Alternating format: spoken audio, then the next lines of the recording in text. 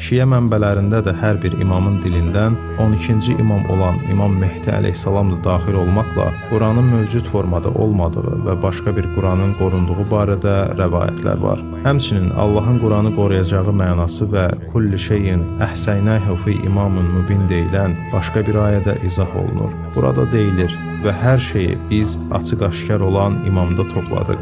Yəni Ali Məhəmmədə görə Quran qorunur. Lakin bu qorunma yazılı formada bir kitab olaraq deyil, hər dövrün məsum imamının qəlbində, zehnində, ruhunda qorunur və hər bir imam əvvəlki imamdan əsl Quranı miras alır. Beləliklə Quran heç vaxt itməz. Çünki hər zaman onu nəsildən nəslə qoruyacaq bir imam olacaq və məhz Allah Quranı öz ruhunun yaradılmışları arasında olması ilə qoruyur və bununla Quranı mühafizə edir. Bu isə bütün insanların Quranın qorunmuş bir nüsxəsinə, onun yazılı formatında sahib olacağı düşüncəsinə ziddir. Bu yazılı nüsxə 3-cü xəlifə Osman